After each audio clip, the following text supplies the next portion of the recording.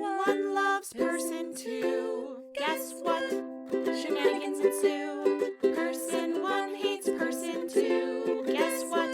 Still shenanigans ensue. Person one fake dates person two. Guess what? You guessed it. Shenanigans ensue. Co-host one reports a co-host two. The name of the show? Shenanigans ensue. Yeah. Hello, I'm Jasmine. And I'm Jane, and welcome to Shenanigans Ensue. A podcast where... Are you hungry? No, I already ate. Okay, I'll make you something. This is why we love moms. Exactly. All the moms and the aunts and the grannies. Yeah. Each episode we'll watch a rom-com and discuss its merits as a member of the rom-com genre. We'll cover well-worn classics, hidden gems, and everything in between. We'll give you our unsolicited opinion on every trope, caper, and flim-flam the film used, or maybe abused. And of course, the shenanigans.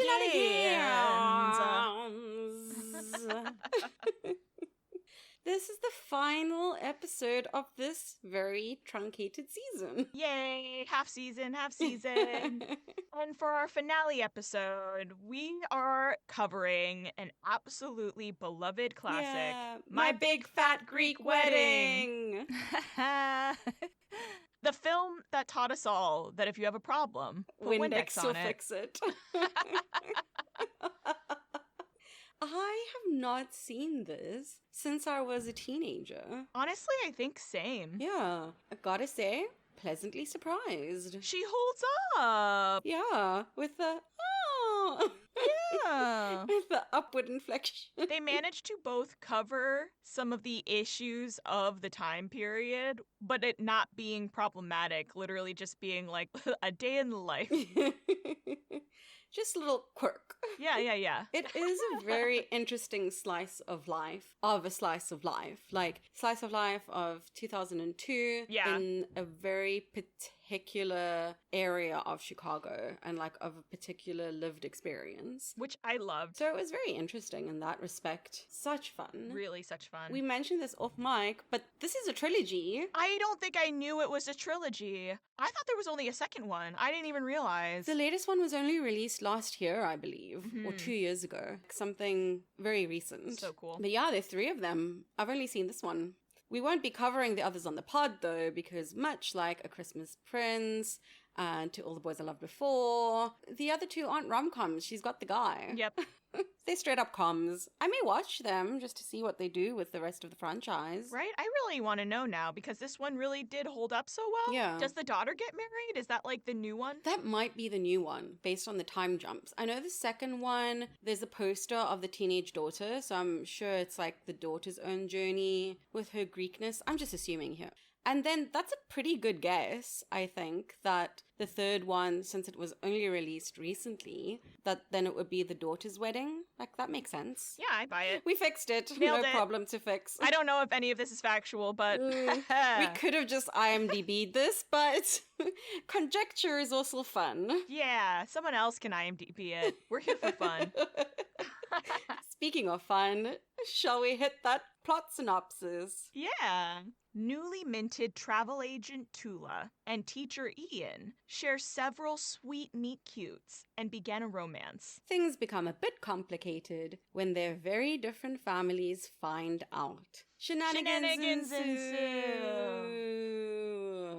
A bit complicated is a bit of an understatement. I love this so much. There's something deeply satisfying to me when people from very, very small families get swept up into people with very, very large families. Yeah. Do you have any of those in your family? Anyone who married in? I know your family is quite large. Oh, absolutely. I wasn't alive at the time, and the family was much smaller then, but already quite large. For context, on my mum's side of the family, there are 9 siblings, all married, all at least have 2 children. And then now some of the kids have gotten married and have had children themselves. When my uncle married my aunt, the family was much smaller back then. Their contribution was 4 kids. But he comes from a family where it's just himself and his younger sister, who's 10 years his junior. Wow. And my mum says when he came into the house for the first time, his eyes just went so big and he was just looking from like conversation to conversation, like he didn't know where he had to give attention. Right? He just was a bit shell-shocked. It's so funny to me when it does happen, because, like, the way that those folks embrace the chaos and, in fact, love the chaos is so sweet to me. Thrive off of it. Yeah. My aunt, who's like the oldest of the sisters, she married a Danishman who is either an only child or only has one sibling, but like they're still in Denmark or split their time very rarely. So like I don't even know if he has siblings like that. Like it's like that. And so I've been told that they met in like high school, or like she was in high school and I think he had just moved here for college because he's a couple years older. And like when he found her and she brought him to the house for the first time, like same thing, where he still to this day is a much quieter man, doesn't talk a ton, like observes mostly, interjects occasionally, loves to barbecue for everybody. Aww. But like ultimately he's very quiet and just, he loves it though. Like his face lights up, all the parties have a salsa band. He understands that music is really important and the music ought to be loud and we're all gonna dance. Like he just loved it so much. Like he was just so excited for the change of pace. Yeah. It's very lovely. That's so nice. Like that's the ideal. Like it would be overwhelming coming in. Like my person one day is going to have to be like eased in a little bit because it is overwhelming. And if you're used to growing up in that environment, then you just like part of it. But I can imagine coming in must be quite a thing, even if you are very open to it. Yeah. But the family in this reminded me so much of my family because my cousin's husband said when he came in, he's like, and everyone looks the same. To us, we don't look the same. But he's like, yeah, how is he keeping track of all these aunts and all these cousins and everyone like looks the same and the names are similar, you know, like we have that very funny scene which we'll get to later. Oh my gosh, yes. Where everyone has the same 3 names. Yes. This is so exactly. and so, Maria and Nick or whatever. Yeah, Andrea, and then just like so many Nicks. Now, we're not as bad as that, but we do tend to favor unintentionally names starting with a J and names starting with a K. So we have a lot of that going on. It was just so funny. That's so good. Yeah. And like, I think that must be why this film resonated so strongly when it came out. Mm-hmm. Like, what year was this? 2003? 2002. 2? And while, yes, Greeks are white, it's like Greeks are white in a similar way that like oftentimes, or at least early American history, like Italians are white, right? Like they were still fringe society.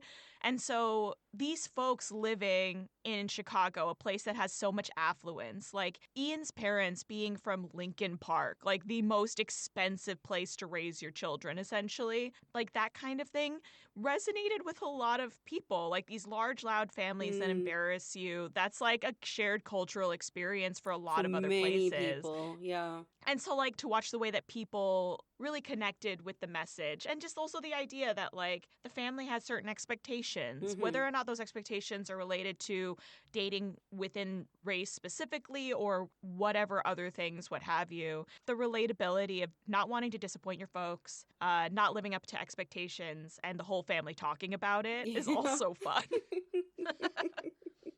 And so relatable because you know you're going to get unsolicited opinions. Yeah. A lot of them.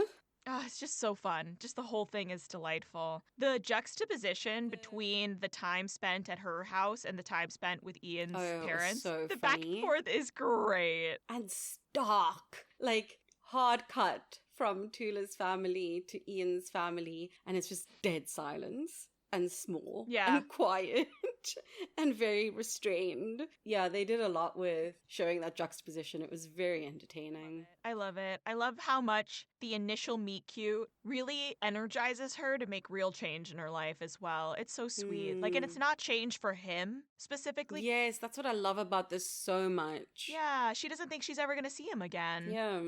So should we officially hit those tropes? We've already spoken about the family quite a bit. Yeah. I know you've mentioned the slight makeover and the slight meet cutes, but let's like officially dive into the tropes. Okay, so like we said, we have the meddling family. All caps, meddling family. While in other films the family might meddle more aggressively, there simply is more family here, therefore the saturation is quite high. We've also got incredible voiceover. We've got multiple meet cutes. They're great. We've got the makeover montage. The makeover montage. And a make out montage. Oh, yeah. Delightful. And then we've got best friends.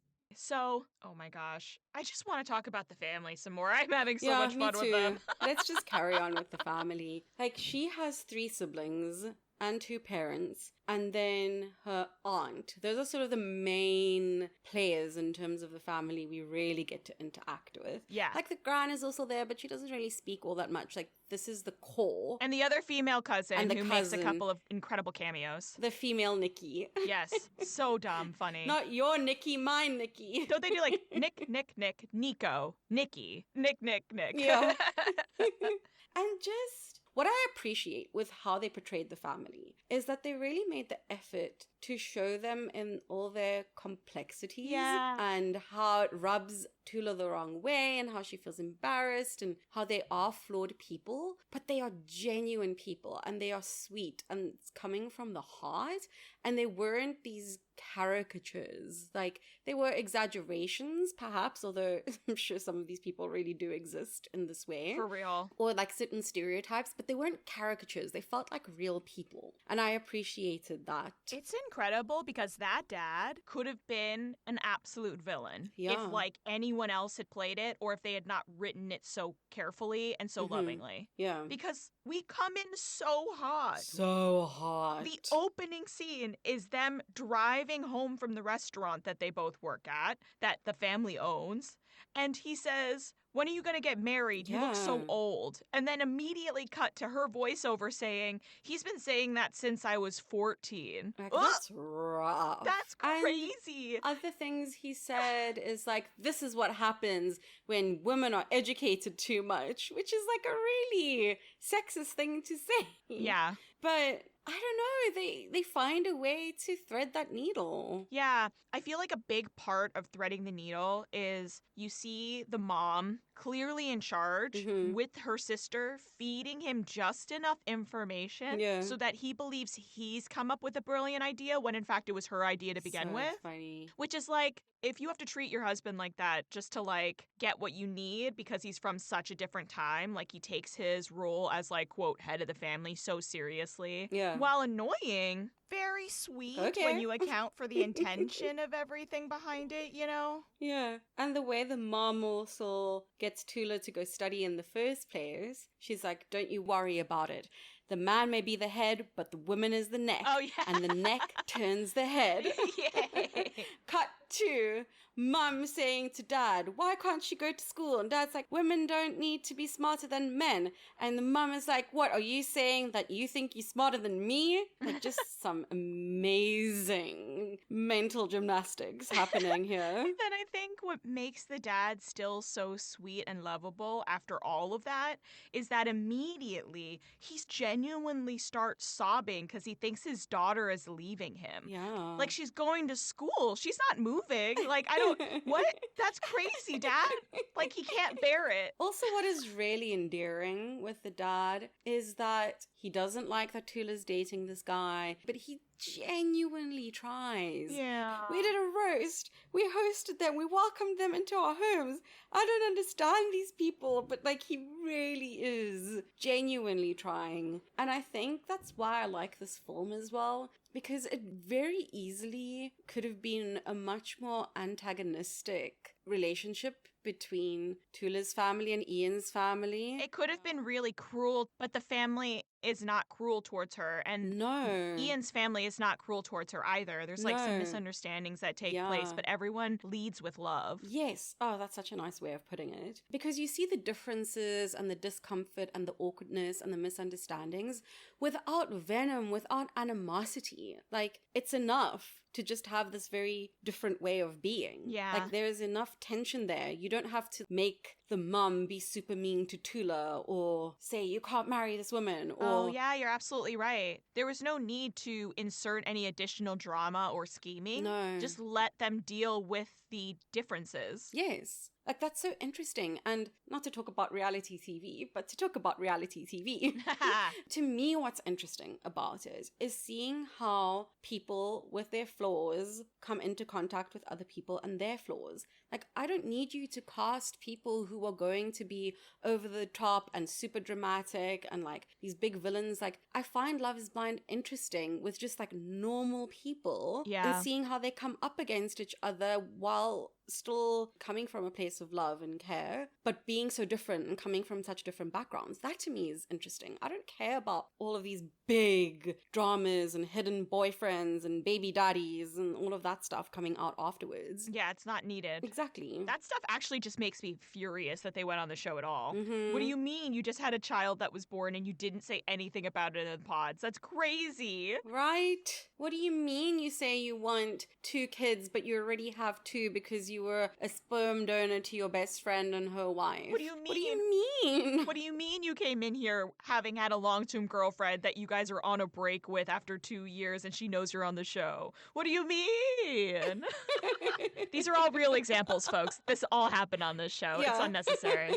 Unbelievable. Oh boy. Speaking of the dad and stuff, we see an incredible montage of him after realizing his daughter is going to try to get married. It's going to happen. That he decides, it's fine. I'll find you a nice Greek boy, and proceeds to set her up with blind date after blind date, just miserable dates. And it's just what makes me laugh so hard No. is he sincerely believes if she ends up with a Greek guy, then he won't have to worry about her, Yeah. that she will inherently be taken care of because that will be a good guy. Yes. And very clearly, at least 2 of those guys are nightmares. Like she would have a miserable life with.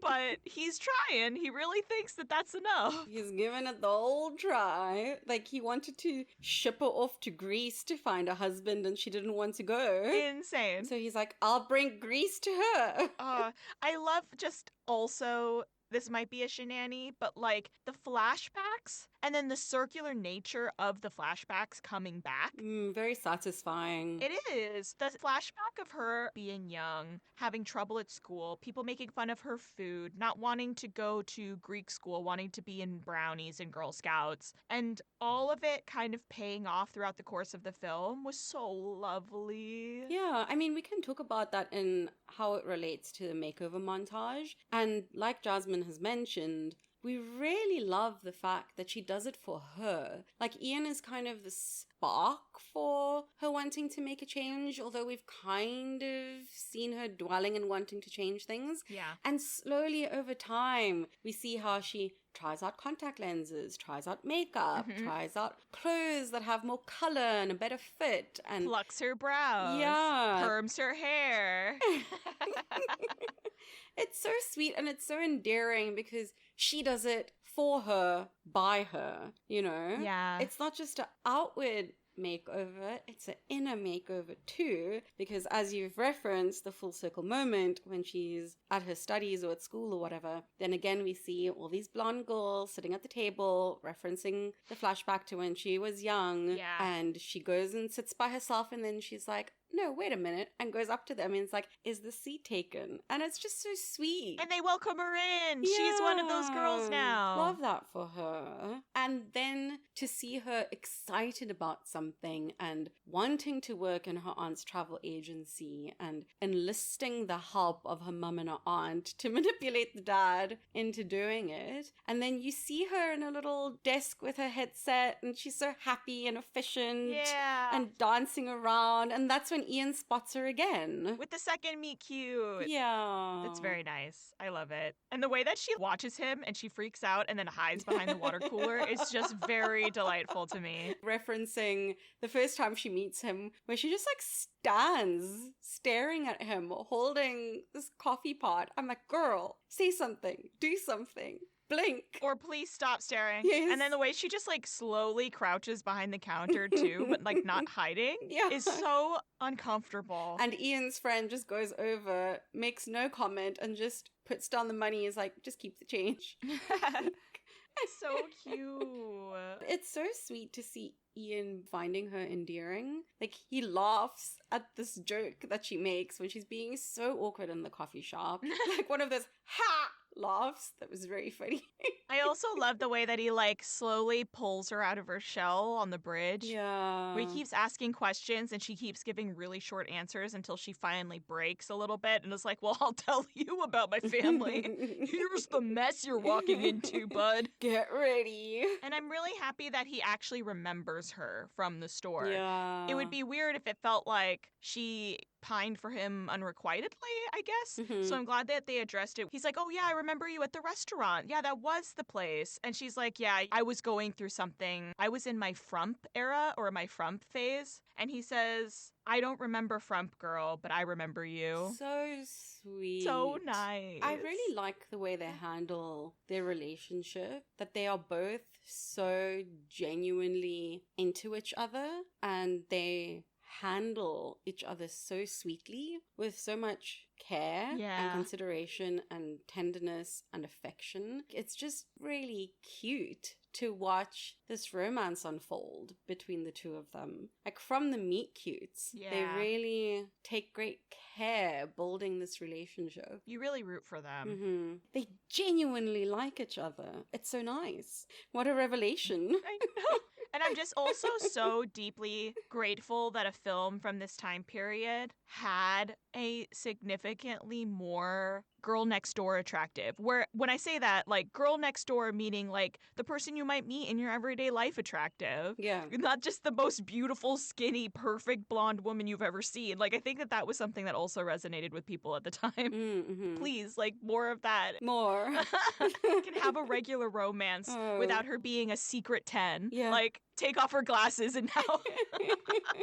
And it was a little at-home makeover. It wasn't this big, crazy thing. It was just a few changes that she made. Yeah, that she does for herself. She Yeah. taught herself how to put on blush. Mhm. She learned how to use the curlers. She figured out contact lenses. Yeah. After chucking the first one out as someone who wears contact lenses. And that stressed me out. I was like, girl, those things are so expensive. I keep thinking about trying contacts and I think I'm just never going to do that. Oh, well, I have keratoconus, so I'm totally blind without my contact lenses. Yeah, I can just get away with glasses, so I'll just be doing that. Until you have to do stunts on stage. I mean, I'm already doing that, but I'm nearsighted enough that it's not a problem yet. Ah. Once the nearsightedness starts going, I'm getting LASIK. Fair enough. Did you want to talk about any of the other tropes? Not really. I feel like we've covered quite a bit. I mean, we didn't talk about voiceover, but the voiceover's fun. It is. Oh, this is the thing that it actually does, because sometimes we get the voiceover right at the beginning, and then it disappears forever, and then it comes back right at the end. Like, it doesn't quite carry through as a device in the whole film, but it does come back Yeah. a few other times, which is very nice. I like that too. It's important. It makes it feel more cohesive that you're like a part of her journey. Absolutely. And it also makes you feel like, oh, there's a reason for the voiceover, as opposed to, oh, this is just a way to give exposition, which a lot of voiceover is that, but I'm always of the opinion to use the thing that you are using. Yeah. Well, I don't have a shenanigan I want to start with necessarily. Do you have anything strong? oh, can we do the shenanigans? Oh, right. Shenanigans. Shenanigans! I want to start from the beginning. You've referenced it already, but I want to talk a little bit more about it. We start off so hard with the opening. You love the opening. It's raining. We're getting the establishing shots of Chicago. It's dark. It's 5 a.m. in the morning. Cut to Tula sitting looking really depressed next to her dad on the way to open the restaurant. And dad looks at her and is like, when you gonna get married? You look old. And Tula just looks like out of the window, and we get the voiceover. It's just such a great way to land us straight into the world. Yeah. This is who she is. This is what's happening. This is what she's dealing with in terms of her family. This is where our story starts. Yep. They give us everything we need to know about all of these characters so quickly as well. Yeah. We understand where the parents come from. We understand grandma has maybe a touch of dementia, A little bit. but doesn't recognize her own son anymore. We also recognize immediately that she grew up with a, quote, perfect sister and a brother who could do no wrong. Yeah. She's just stuck in a difficult place. Middle child. And that's also really fun how we get to meet the family as we see the morning start with the opening of the diner. Her siblings and her aunts and her cousins are all filtering in. You see them interacting with each other. It's supported with the voiceover. You are just thrown in to the world and all these people, and you feel the love and the chaos. And there's so many short shenanigans happening within all of this. The aunt scolding her husband for starting to eat without her, the brother wrestling the three boys. Because the eldest perfect sister has 3 sons and now her life is a nightmare. And she's pregnant with another kid. Probably another boy. It's very, very funny. And then we get thrust into the restaurant that the family owns. And so we get to see kind of like the dynamic there as well, with more aunts coming in, more uncles talking about how sad she is, even though she could hear them. Brutal. Ruthless conversations happening on the side. The consolation that kills me is the aunt saying to the dad, oh, well, you know, at least she'll never leave you. Rough. And the dad also complaining to the aunt and the uncle, saying like, it's like she doesn't want to get married, and they all cross themselves. Oh, yeah. Yep. Oh, no. The worst thing. Oh, what was also really funny to me is that voiceover after Tula's just been brutally skewered by her family, thinking how miserable she is with her life, and just saying, because nothing ever changes. Magical sparkling music, and Ian appears in the window. What's that? He's walking inside? Here comes the change. And just like miserable first meet cute and awkwardness aside, she really does take the moment. She had the brochure from before. She had been wanting to go increase her computer skills. She hears that this guy is a teacher at a university. She's not necessarily like looking for his class, but she does decide to enroll in computer classes, which is exciting. It's her moment. Yeah, I mean, I think he's a school teacher, so she's not looking for him at all. Yeah, she listens to the conversation and knows he's a teacher. And I wonder if she just takes that and runs with it. Mm-hmm. Sparked by education. Yeah. And then going to her aunt and her mum for help, saying she wants to work in the travel agency, she wants to leave the restaurant. And the aunt and the mum being absolute G's. The mum saying to the aunt, I will tell you what to say without telling you what to say. But we're going to make it think it's Gus's idea. And I mean, she does take a computer class specifically for traveling and things, so she's able to get a specialization just for that. Absolutely. And the way they manipulate the dad, and the dad is so chuffed with coming up with the solution. He fixed the lady's problems. It takes forever to get there. And there's a false start along the way. Yeah. Where, like, at some point, the dad says, like, can't Nikki just work there? And the aunt's like, yeah, I guess she can. I guess she could. Shit. And then mom fixes it. She's like, no, she can't, because she doesn't know how to use the computer. Right. And the dad's like, okay, I tell you what, Nikki can come work here, Tula can come work there, because she knows how to use the computer. Problem solved. Nailed it. And everyone congratulates him for being the most intelligent person that's ever lived. Oh, Yay. gosh. Another fun aspect of the first meet cute in the restaurant is where Ian's friend asks for more coffee. Oh, gosh. Tula just pours coffee in Ian's cup and then walks away. Girl. It's making me crawl out of my skin. I'm so uncomfortable about it. And Ian's friend just like takes the cup and drinks his coffee. Oh, that was rough. The secondhand embarrassment. And then my favorite thing from the third meet cute, which is another walk by the travel agency window, is that Ian decides to turn back and see her again, and then he loops back one more time to be a goofball and decides to like, look at me, I'm walking down a staircase in the window, except he slams into an old woman who then beats the crap out of him. Then how they get found out is so typical of big families and communities and stuff like that. First of all, Tula's lying about seeing him and says she's going to a pottery class. Sure, girl. Who's getting that dolled up to go to a pottery class? Yeah, right? You're covered in clay, with you wearing an apron or no. Right? Why are you wearing all these nice clothes to pottery class? Who are you fooling? So that's the initial lie. And then Nikki catches them canoodling in Tula's office, and she's like, I'm not the worst of your worries. You've got bigger problems. And then explains how so-and-so who told so-and-so who told Nikki. Nikki told her mum and her mum told the mum. That you were making out at the Denny's parking lot. So, like, the last date that they had was in a Denny's, which is amazing. Oh, my God. And just like that whole thing leads to this fun double montage sequence of both blind dates that dad has set up, plus the making out in the car and then her leaving demurely as quickly as possible. And it's just the funniest escalation. Every single make-out escalation is great, to the point where finally at the end, he doesn't drive her home. He No. drives her to his place. Yeah. And she goes, "What is this?" He's like, "This is my apartment. Do you want to come up?" And she does, and proceeds to suplex him into bed. She throws this man on the couch. Girl is ready to go. Love that for her. I also love how they shot that. So we're not inside his apartment. Oh, from the window? So good. The exterior, yeah. How you see them in the window and then you see them go into his living room and then into the bedroom where she just like pounces on him. She rips his shirt open, Yeah. shoves him onto the bed or the couch or whatever. And leaps. Yeah. I mean, after that build up, and it's been a long build up. Yeah, many dates. She was ready to go. Oh, totally.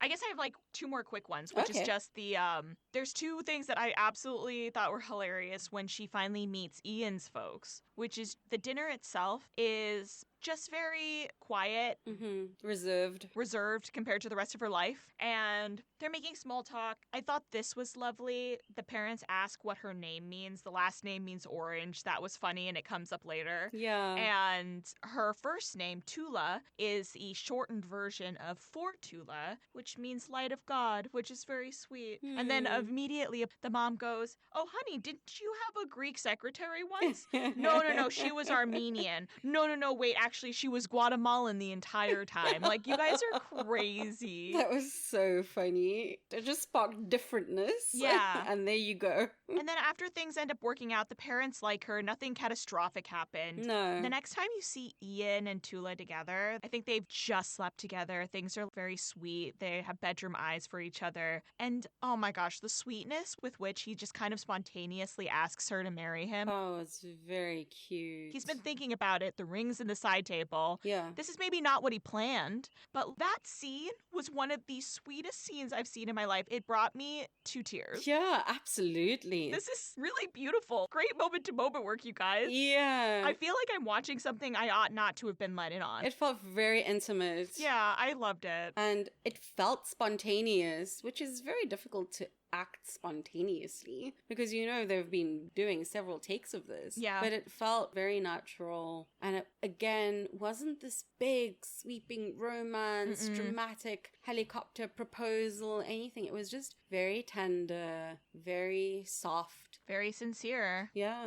When Tula brings Ian to meet the family for Easter celebration, and the family really sucks him in. Sucks him Tula's, in. watching They him. swarm him. They shove Tula. She gets shunted to the outskirts of the entire party. She's staring. He is eaten alive. And he's just going with it. And then her aunt comes up to him and is like, "So when you're coming over to my house, I'll cook for you." Tula's like, "Oh, that might be a problem or something." And the aunt's like, "What do you mean? I'm the best cook in the family. Didn't she tell you?" And he's like, yeah, she did. She did, And Tula's like, 2 times. And Tula has to break the news to her aunt that Ian's a vegetarian. Music stops. No sound. Everyone turns to look. Record scratch. And then she's like, "He don't eat meat. That's okay. I'll make lamb." It should have been fish. I really thought the button would be fish or chicken. Why I say chicken? Because in Namibia, it's a very arid country. A lot of it is desert. And I attended a 60th party. And the running joke there is that your fruit or vegetables are painted on the plates. And that because so much red meat is eaten there, chicken is the vegetable. So, where the vegetables? There, the chicken. The chicken's the vegetable. That's where that comes from. I went for the Catholic joke. Because in Catholicism, you're not to eat meat on Fridays during Lent. And meat yes. includes chicken here. And so instead of doing a red meat, like lamb, which doesn't make sense for the joke, Yeah. you are allowed to eat fish. In fact, the fish fillet at McDonald's was created because they noticed that sales dropped on Fridays during Lent. Stop. Yep. That's crazy. Mhm. So for that context, fish would have been the better joke, especially because it's Easter. Fish or chicken Yeah. would have been better than lamb. That doesn't make any sense, but it's a very funny thing to say. The sentiment is still really funny. Bad joke, good sentiment. Oh, one more thing. Tula invites her future in-laws to a, quote, quiet dinner with her parents. Oh no, yeah. Cut to entire family. And Ian's mum has brought a bundt cake, which Tula's mum then, quote, fixes by putting a pot plant in the middle of the cake. Because, quote, there's a hole in the cake. So funny. I also just love the way that Tula realizes that the dinner is about to spiral out of control. Yeah. Is because she says, yeah, I invited over for a quiet dinner. I helped you with the potatoes already. Mom says we need more potatoes. She says, why? How many potatoes could you possibly need? There's only going to be 6 of us. And she says, oh, and then the rest of the immediate family or whatever. She's like, okay, great. So another 8? And she's like, no, everyone. Woof. And then hard cut over. An entire lamb. Being cooked out front. I love these people. Yeah.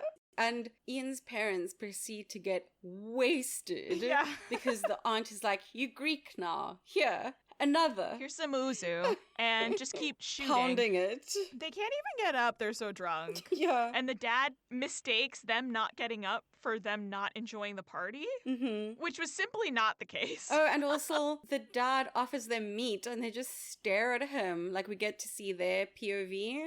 And dad is just like in the soft focus. And they can't bring themselves to like eat the meat. And dad is super hurt and offended. He mistakes it. Like he doesn't understand. They're just drunk and he mistakes it all for them not enjoying the party. Then, if you're ready, we can start talking about some of the wedding specific shenanigans. Ooh. Because there are a lot. What is a fun callback right at the end at the reception is when they call Ian's folks to come dance. And they're like, oh, I guess we're going to need another drink. And you see them again with the uzu. So clearly they enjoyed it. The dad was like, ooh, licorice.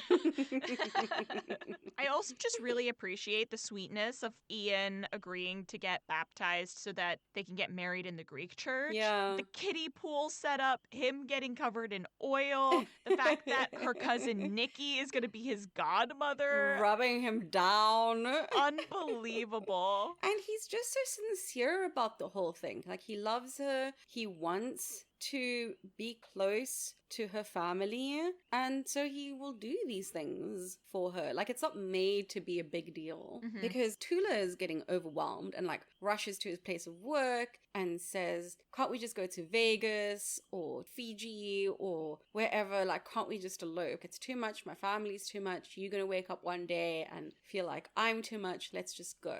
And Ian reassures her and says, I don't want to run away like we're ashamed of each other or our love. I want our families to be there. And that to me was also really lovely. Yeah. The two of them are so sweet together. It's just an unbelievably perfect match. You really root for them. Yeah, because there isn't any issue with the two of them. They're delightful together. Yeah.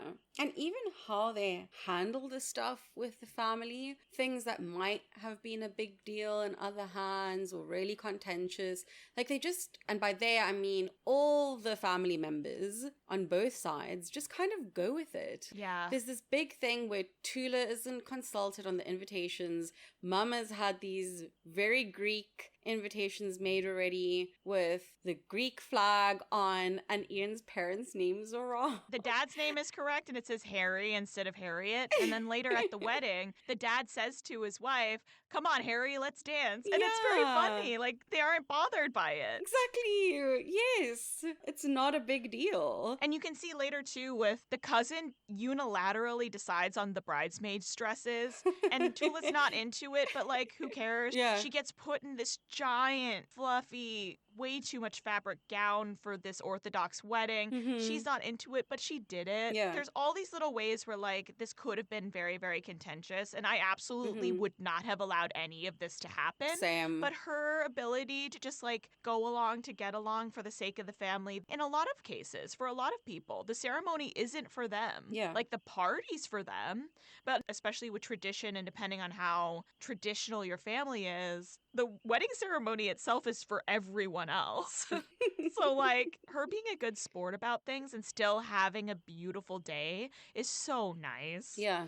I really like that they showed her and Ian enjoying their day because, like you said, it could never be me. The cousin also decided to rope in all the cousins. I think she had like 8 or 10 bridesmaids in a dress she didn't pick with accessories she didn't pick. Right. But she's just kind of embracing, even enjoying being enveloped by this cloud of tulle and satin and whatever else as they all help her get ready. Like there's just this whirl of love and good intentions. I appreciate it. It's just really nice. And the love is there, and everyone really wants this to be a beautiful moment Yeah. for them both. So, yeah, you can get on board. Mm-hmm.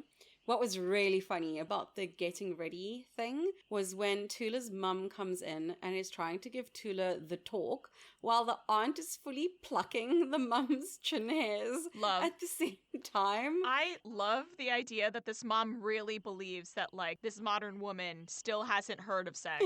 That was the traditional reason for having a hen party, for having a bridesmaid party. Really? The original tradition of it was also said that older women who have already been married would be able to talk this young woman who doesn't know anything, be able to talk her through what's going to happen tonight. Oh, Yeah. interesting. So she's not scared. So funny that mom takes it all the way there. Yeah. The final moments as well at the reception are so lovely. Just Oh. incorporating the quiet family. You know, Ian's side of the wedding doesn't have a lot of people sitting there, but they're Mhm. very enthusiastic and a part of the family now. The dancing is beautiful. The food is nice. They're drinking. The speeches are so lovely. Oh. Throughout the film, Dad keeps saying, "Give me a word and I'll find the Greek root for it." He just makes shit up so much. It doesn't make any sense half the time.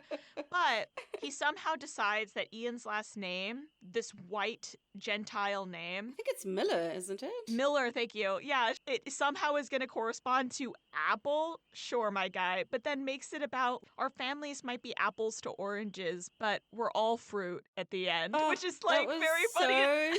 so sweet. In the end, we're all just fruit. And I was like, oh, Dad, that's so nice. I'm not tearing up. And then he surprises them with the deed to a house, which you Hmm. find out in the end montage 7 years later. Is right next door. Period.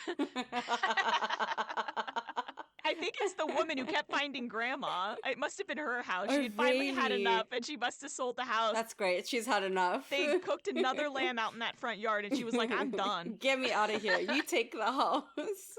Well, if that's everything, That's all I got. that leads us to A fun fab fail. For me, this is a fun. It's a high fun, but it's a fun. I'll give this a fab. I would watch it again. I expected it to age poorly and it didn't. I had a great time. It made me want to watch the sequels even though I know they're going to be garbage. Yeah, they're going to be I garbage. know they're going to be bad. Maybe we should watch the sequels together. Yeah. I'm so curious. But if a movie is good enough to make me want to watch what I know will be bad, I gotta give it a fab. I think why it doesn't quite make the cut for fab for me is because even though I really love their relationship, in terms of classic rom-coms, they get together at about midway through the movie and then the rest of it is the wedding and navigating the families, like, which is all really lovely. But in terms of what for me is a fab rom-com is like navigating the whole relationship and then ending up with a happy ending of them coming together. Even though we still have a happy ending. That's just why by like a hair it misses the fab for me. Yeah. But I still really love this movie. Which is fine. I'm just saying why for me personally, unsolicited opinion. That's the only reason. But I loved this movie. It held up super well. I'd watch it again soon. And definitely keen to see how they handle the sequels. It seems that they were able to get most of the cast back, which is great. Yeah. Especially after so much time has passed. And, now that you mention it too, like I had actually done a time check because I wanted to know exactly how long it took for the two mains to actually have a conversation. And it was 30 minutes in, Yeah. which I found a little surprising. I didn't dislike it, but it's like the first 30 minutes are a coming of age in your 30s film. Yeah. And then it turns into a rom-com for the next 30, and then it turns into something else, I guess? Family affair. Yeah, but I enjoyed it. I enjoyed it. I enjoyed the pace of this movie. It was really refreshing to see a relationship handled with such genuine affection. Like, they really genuinely seem to like each other, which is sad that that's rare. I know. I don't know why it has to be so rare. They really just got along so great. They were lovely. The acting was really good. The family was chaotic and loving. I had some laugh out loud moments. It pulled at the heartstrings. It's a great film. Definitely revisit it. Well, that brings us to our favorite segment. Give me the cheese, please. I'm ready. Okay, let's do it. Okay. 3, 2, 2, 1. Spanakopita. Tzatziki. Oh, Yeah. We got close. We both chose Greek things. I like it.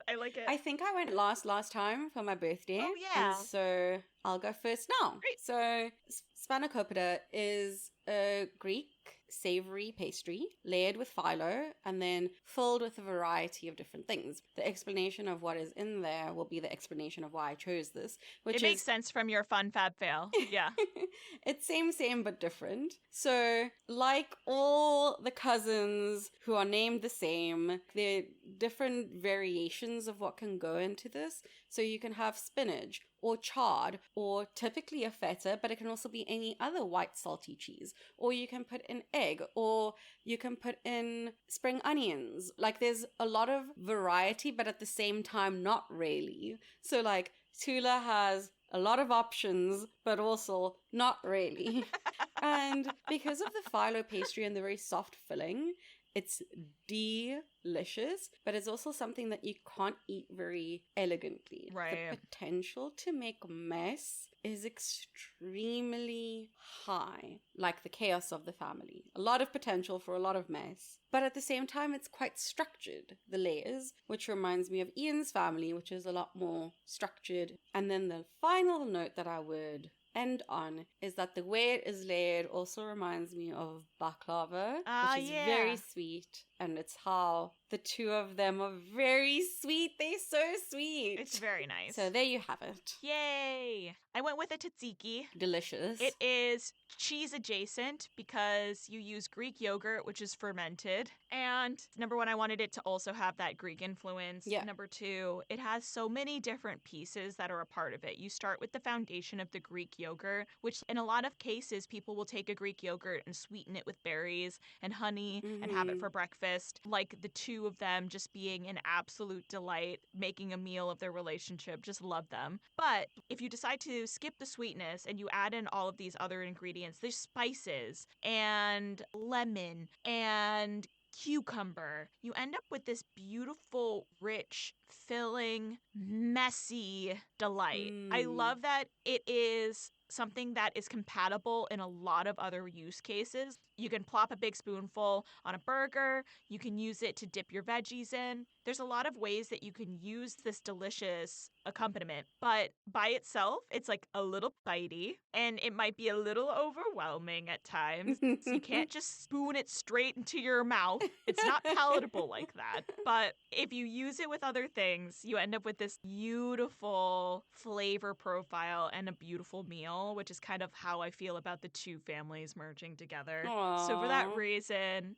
it's a tzatziki. Yay. Aw. Well, there you have it, everyone. That was our season finale discussion Aw. of My Big Fat Greek Wedding. Let us know your thoughts on the movie, any shenanigans we may have missed, or what cheese you think it is. You can follow us on Instagram at shenanigansandsouppod, or you can email us at shenanigansandsouppod@gmail.com. We hope you'll join us next time, and until then, I came alive when I met you. Bye. Bye. Ah, it's lovely. Lovely.